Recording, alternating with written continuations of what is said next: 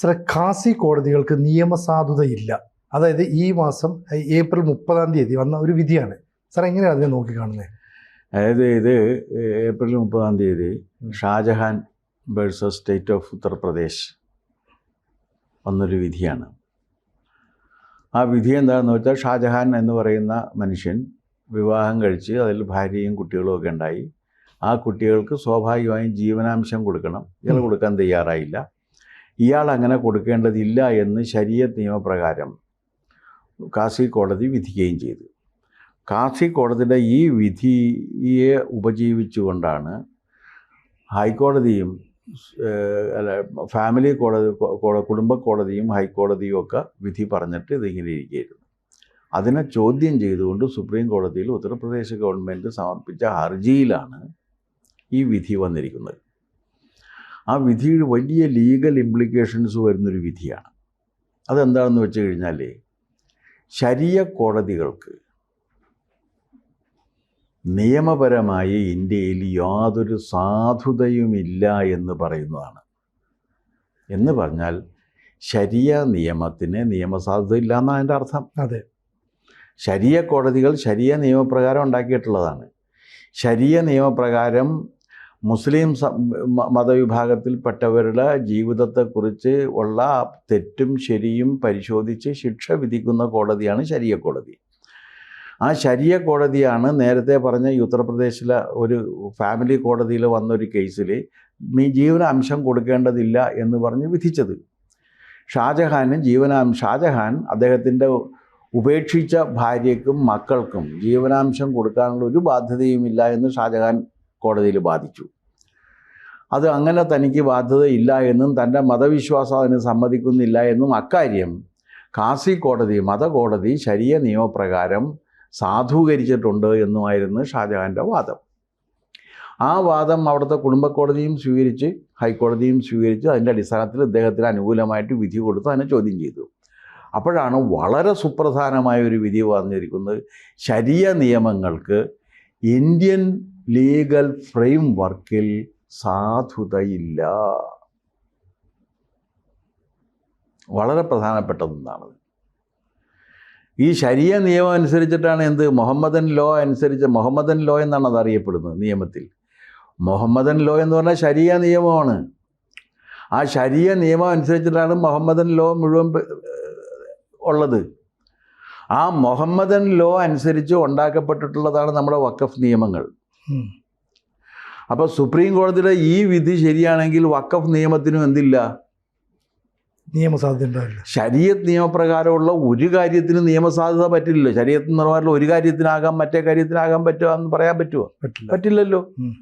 കാരണം ഇന്ത്യയുടെ legal frame വർക്കിൽ ശരീഅത്ത് നിയമത്തിന് സാധുതയില്ല എന്ന് അസന്നിഗ്ധമായി സുപ്രീം കോടതി പറഞ്ഞിരിക്കുന്നു. അതാണ് ആ കേസിൻ്റെ ഏറ്റവും വലിയ സവിശേഷത.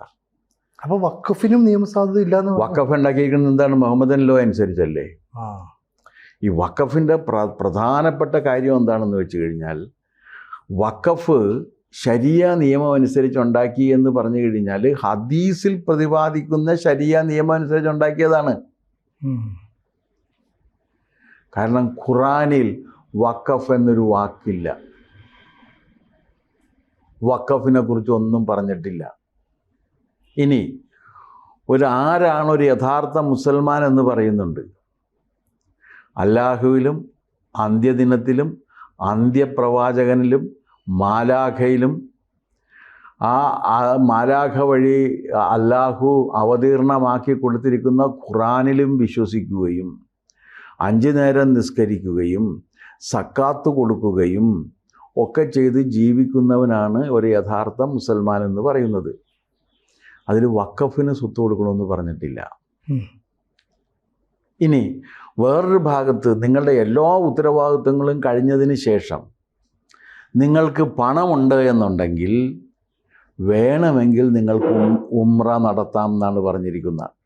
പണമുണ്ടെങ്കിൽ നിങ്ങളുടെ എല്ലാ ഉത്തരവാദിത്വങ്ങളും കഴിഞ്ഞിരിക്കണം, ശേഷിച്ച ജീവിതം ഉണ്ടായിരിക്കണം, നിങ്ങൾക്ക് പണമുണ്ടായിരിക്കണം, അവിടെ പോയി വരാനുള്ള ആരോഗ്യം ഉണ്ടായിരിക്കണം. അത്രയൊക്കെ ഉണ്ടെങ്കിൽ നിങ്ങൾക്ക് പോകാം. ആ ഉംറയും ഇസ്ലാം മതത്തിൻ്റെ അനിവാര്യമായ അനുഷ്ഠാനത്തിൻ്റെ ഭാഗമേ അല്ല. വഖഫ് തീരെ അല്ല. അതുകൊണ്ട് തന്നെ വഖഫ് ഒരു മതപരമായ പ്രശ്നമാണ് എന്ന് ഇവർ പറയുന്നത് തെറ്റാണ്. വഖഫിനെ ഒന്നുകിൽ ഖുർആൻ പ്രമാണമാക്കണം, അല്ലെങ്കിൽ ശരീഅത്ത് പ്രമാണമാക്കണം. പ്രമാണം ഖുർആനാണെന്നാണ് എല്ലാവരും സമ്മതിക്കുന്നത്. അതെ, ഖുർആനിലും അങ്ങനെ തന്നെയാണ് പറയുന്നത്. ഇതല്ലാതെ വേറൊന്നും പ്രമാണമല്ല എന്നും പറഞ്ഞിട്ടുണ്ട്. ഇതല്ലാതെ വേറൊന്നും പ്രമാണമല്ല എന്ന് ഖുർആനിൽ പറഞ്ഞിരിക്കെ നബിചര്യകൾ എന്ന് പറയുന്ന ഹദീസിന് ഖുർആൻ അനുസരിച്ച് പോലും ലീഗൽ വാലിഡിറ്റി ഇല്ല. ഖുർആൻ പറയുന്നത് എന്താണ്? ഇത് മാത്രമാണ് പ്രമാണം എന്നാണ്. ഇത് മാത്രമാണ് പ്രമാണം എന്ന് പറഞ്ഞാൽ ഇതിന് ശേഷം പിന്നീട് മനുഷ്യൻ എഴുതിയിരിക്കുന്ന ശരീഅത്തിന് വാല്യൂ ഉണ്ടാ? വരാനൊരു സാധ്യതയില്ല. കാരണം എങ്ങനെ വരും? പ്രമാണം ഇതാണെന്ന് ഖുർആൻ പറഞ്ഞിട്ടുണ്ടല്ലോ. ആ ഖുർആനിൽ ഒരിടത്തും ഈ വഖഫിനെ കുറിച്ചൊന്നും പരാമർശിച്ചിട്ടേ ഇല്ല. ഒരു മുസ്ലിം ജീവിതത്തിൻ്റെ, ഒരു സത്യവിശ്വാസിയായിട്ട് ജീവിക്കുന്ന ഒരു മുസ്ലിമിൻ്റെ ജീവിതത്തിൻ്റെ അനിവാര്യമായ അനുഷ്ഠാന ഘടകമല്ല വഖഫ്. വഖഫ് പിന്നീട് ശരീഅത്ത് നിയമം അനുസരിച്ച് വന്നു ചേർന്നതും, ആ ശരീഅത്ത് നിയമം അനുസരിച്ച് മുഹമ്മദൻ ലോ പ്രകാരം മുസ്ലിങ്ങളുടെ പ്രോപ്പർട്ടി ഡിസ്പ്യൂട്ട് സംരക്ഷിക്കുന്നതിന് വേണ്ടിയാണ് 1813 മറ്റോ ആദ്യത്തെ നിയമം ഉണ്ടാക്കുന്നത്. 23 എൻ്റെ ഒരു ഓർമ്മ, അതോ 13, കൃത്യമായിട്ട് എനിക്ക് ഡേറ്റ് ഇപ്പോൾ ഓർമ്മയില്ല. അത് പ്രോപ്പർട്ടി ഡിസ്പ്യൂട്ട് സെറ്റിൽ ചെയ്യാനായിട്ടാണ്. വഖഫ് ഒരു പ്രോപ്പർട്ടി ഡിസ്പ്യൂട്ട് സെറ്റിൽമെൻറ്റ് ലോയാണ്. അതിനകത്ത് ദൈവവുമായിട്ട് അള്ളാഹുവിന് അതിനകത്ത് യാതൊരു പങ്കുമില്ല. അള്ളാഹുവിന് പങ്കില്ലാത്തത് ഇസ്ലാം മതത്തിൻ്റെ ഭാഗമല്ലല്ലോ. അതെങ്ങനെ വരും? അപ്പോൾ ആ ശരീഅത്ത് നിയമപ്രകാരം കേരളത്തിൽ, ഇന്ത്യയിൽ നിലനിൽക്കുന്ന ഒരു സ്ഥാപനത്തിനും നിയമസാധുത ഇല്ല എന്ന് സുപ്രീം കോടതി പറഞ്ഞിരിക്കുകയാണ്. ഇത് ആ കേസിനെയും ബാധിക്കും. വഖഫ് കാര്യത്തിൽ കോടതി ഒരു നിലപാട് സ്വീകരിക്കുമ്പോൾ ഇതുകൂടി പരിഗണിക്കേണ്ടി വരും. നാളെ ഇത് പ്രസൻറ്റ് ചെയ്യപ്പെടില്ലേ? അതെ, നാളെ ഇത് പ്രസൻറ്റ് ചെയ്തിട്ട് പറയില്ല, അതെ ഇങ്ങനെ കോടതി പറഞ്ഞിരിക്കുന്നു. 2 പേരടങ്ങുന്ന ഒരു ബെഞ്ച് ഇങ്ങനെ പറഞ്ഞിട്ടുണ്ടെങ്കിൽ അടുത്ത 2 പേർക്ക് ഇത് ശരിയാണെന്ന് പറയാൻ പറ്റുമോ? ലാർജർ ബെഞ്ചിന് വിടണ്ടേ? അതെ.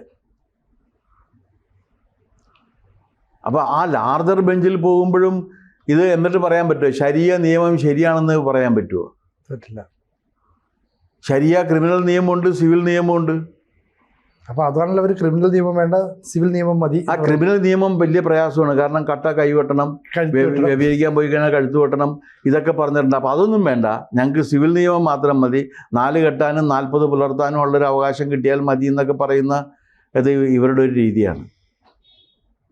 എന്തായാലും അവർക്ക് വലിയ തിരിച്ചടി തന്നെയാണ് ഇതിലൂടെ ഉണ്ടായിരിക്കുന്നത് വ്യക്തം. അല്ല, ഇത് കാരണം ഇത് സുപ്രീം കോടതി ഇങ്ങനെ വളരെ സുപ്രധാനമായൊരു വിധിന്യായം നടത്തിയിട്ട് കേരളത്തിലെ പത്രങ്ങൾ അതൊന്നും റിപ്പോർട്ട് ചെയ്തില്ല എന്നുള്ള കാര്യം കൂടി നിങ്ങൾ ഓർക്കേണ്ടതാണ്. അത്രയേറെ സ്വാധീനം നമ്മുടെ മാധ്യമങ്ങളിലൂടെയുള്ള ആശയപ്രചരണത്തിന് മാത്രമല്ല, ആശയവിനിമയത്തിനും വാർത്താവിനിമയത്തിനും ഇത്രയേറെ ശക്തമായൊരു സ്വാധീനം ഇസ്ലാം മതത്തിന് ചെലുത്താൻ കേരളത്തിൽ കഴിയുന്നുണ്ട് എന്നുള്ളതാണ്. ഈ മിനിറ്റിന് ഇരുന്നുകൊണ്ട് വലിയ ഗീർവാണം അടിക്കുന്ന മാധ്യമങ്ങളെ പ്രവർത്തകരുണ്ടല്ലോ, എന്താ മിണ്ടാതിരിക്കണതിനെക്കുറിച്ചൊക്കെ? തെറ്റാണെന്ന് പറയട്ടെ എന്നവരെ, തെറ്റാണെന്നെങ്കിലും പറയണ്ടേ? അതുപോലും പറയുന്നില്ല. ഇപ്പം എന്തായാലും ശരിയാണ്, ഇതിന് വലിയ ഇമ്പാക്റ്റ് ഉണ്ട്. ഇത് വഖഫ് നിയമത്തെ മാത്രമല്ല, ശരീഅത്ത് നിയമപ്രകാരം വ്യാഖ്യാനിക്കപ്പെടുന്ന എല്ലാ നിയമങ്ങളെയും ഈ വിധി സ്വാധീനിക്കും എന്ന കാര്യത്തിൽ സംശയമില്ല.